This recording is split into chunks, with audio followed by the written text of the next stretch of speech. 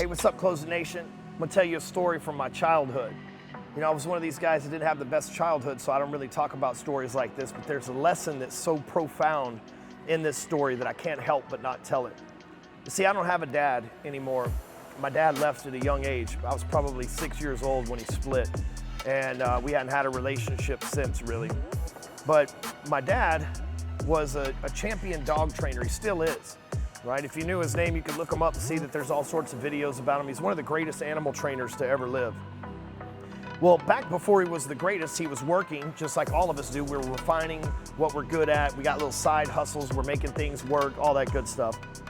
And one of the things my dad did, he trained world-class horses, right? But as a side hustle, he would train hunting dogs, bird dogs. And so like all the farmers, they love to hunt quail, and so they bring my dad these bird dogs, these pointers is what they were called.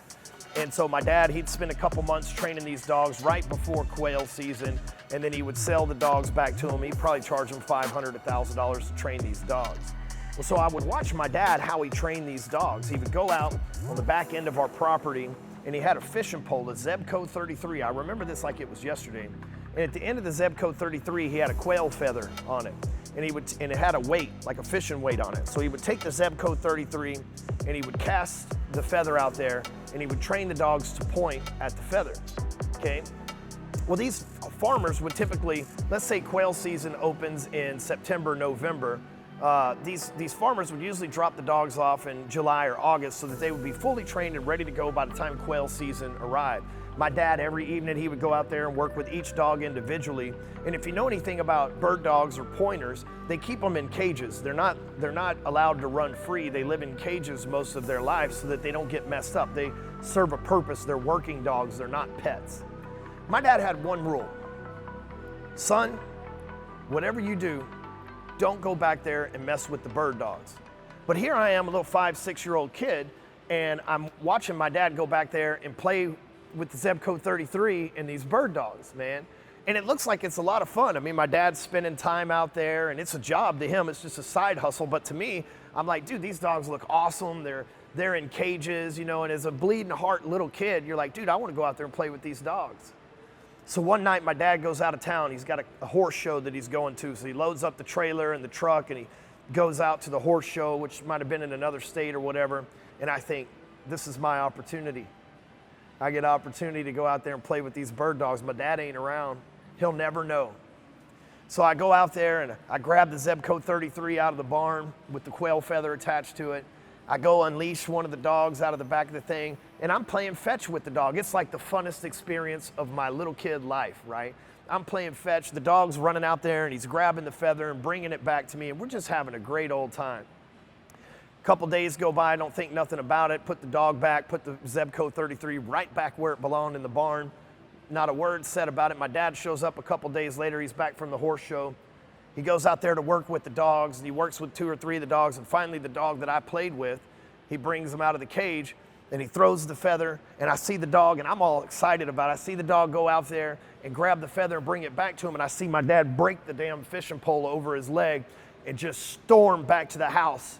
And I hear my mom yelling at him in the other room, and I think, man, what's going on here? My dad opens the door to my room, and he says, son, have you been playing with the bird dogs? And I did what any kid would do. I lied, right? I said, no, Dad, I hadn't been back there at all. You told me not to mess with them. He goes, I know you have. I said, how do you know I have? He said, because the dogs are doing something different than I trained them to do, and the only way they do that is if someone else went out there and messed with them. Since you and your mom, according to your mom, you're the only person that's been here besides her this whole entire time, so it had to be you. And finally, after some coaxing and probably an ass whipping from my dad, I admitted that I had messed with the dogs. And first, he whipped my ass for lying. I shouldn't have lied to him. But second, he whipped my ass because he told me not to do something, and I did it anyway, and it cost our family money because now he's got to retrain this dog and hopefully get him in shape by the time bird season comes, which is just around the corner at this point. He'd been working with these dogs for a month or so. I've thought about that story my entire life. And the reason why is not because of the dogs or the ass whipping, but in one instant, I changed that dog's mind, I changed that dog's mentality, and I fucked up a lifelong of training. And a lot of us are that same way. right? In one instant, we decide not to go to the gym.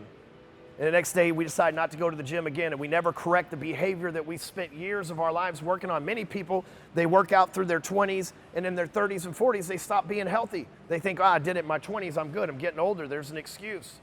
And it just takes one instance of not going to the gym, one instance of not eating healthy, and they ruin it and create a new habit that takes forever to fix if they ever decide to fix it again. Luckily for that dog, my dad was able to go back out there and get it retrained in time for bird season. But that was because I only interrupted the dog's mindset once. The same thing happens, you know, you could spend months training an employee and then you give them one break and all of a sudden he's using that break forever or she's using that break forever and their mentality's broken. Matter of fact, oftentimes I'll have a talk with my wife. I've got 3 sons and my wife's idea of how to raise boys is drastically different than mine. I'm trying to raise men, she's trying to raise boys, you know, so she's loving and accommodating and empathetic and caring and all the things a good mother would be. Meanwhile, I'm hard as nails on these kids. I want them to grow up to be tough guys. I want them to grow up to be determined. I want them to grow up to have the right mindset. And just last night, my wife is yelling at my son, Asher. Now, Asher, he's dyslexic. He's got a little bit of a learning disability, and he's different. You know, he's a Stewman, but he's a little different than the rest of us. He's a great kid, super smart, handsome as all get out, strong as an ox, but he's just a little different in how he thinks. And so my wife's yelling at Asher, and I said, honey, Asher, come here. He comes over and he stands in front of me, and I said, son, let me explain to you what your mother's trying to explain. I know some of you are going, oh, so now he's mansplaining for his wife. Just shut the fuck up and listen, okay? So what's happening is she's yelling at him, and she's making things super complex, and his simple brain doesn't work that way. And so I bring him over and I said, here's the deal. Your mom doesn't want you to do that. And here's why she doesn't want you to do that. Do you understand? And he goes, oh yeah, well that makes sense, Dad. And so Amy starts chiming in from the kitchen. She says, honey, and I do this to her all the time. She says, honey, well what I'm trying to explain, I said, babe, like I get what you're trying to explain, but he's not gonna operate that way. Let me train him on how to act, and we'll worry about the feelings side of things and the elaborations and complexities of what you're really trying to teach him later, but let me get the simple stuff first. And she said, yeah, Ryan, well look, here's what I'm trying to ask you, baby, let me talk to my son.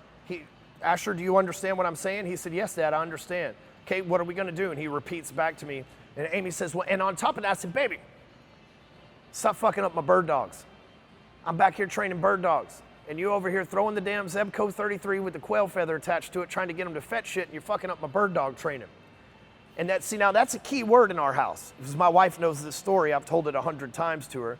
But my wife knows this story, and when I say, baby, stop messing up my bird dog, she gets a little pissed, right? Because that means that she's stepping in with the training that I'm giving them. But she also has the reality check of, oh, yeah, I guess he's right. He's training them to be a certain way. He's training them to be men like him that are hard. And my wife respects me as much as I respect her. That's why we have such a great relationship. But in your life, when you're training your kids, you can't have somebody come in and interrupt your bird dogs. In your business, when you're training your employees, you can't have somebody come in and interrupt and break the training of your bird dogs. In yourself, in your mentality, you can't allow somebody else to tell you it's okay to be fat, it's okay to be out of shape, you don't have to go to the gym every day. You can't allow somebody else to break the mentality, the training of your bird dogs. And so I want you to think about this. Where in your life have you allowed yourself to go and break the training of being the bird dog? You're put on this planet for a specific reason, just like those dogs are put on this planet for a specific reason. They're not to be pets. They're not to be running around free on the farm like homeward bound. They're put on this planet to go find birds so that hunters can kill them and feed their families. See, we are all created on this planet for a purpose, but oftentimes we allow somebody else to interrupt our training and they make us bad bird dogs. And so I want to ask you again, who or what have you allowed to come into your mind to make you a bad bird dog? The homework of this video is for you to identify this, fix it, and get back to your bird dog training and do what you're supposed to do on this planet and be a productive citizen that makes things happen. If you like this video, hit the thumbs up. Make sure you subscribe to the channel. Make sure you turn notifications on so you get notifications of new videos like this that we put up. And lastly, leave a comment down there. I read all the comments. I don't always reply to them, but I do read them. And we'll catch you on the next video.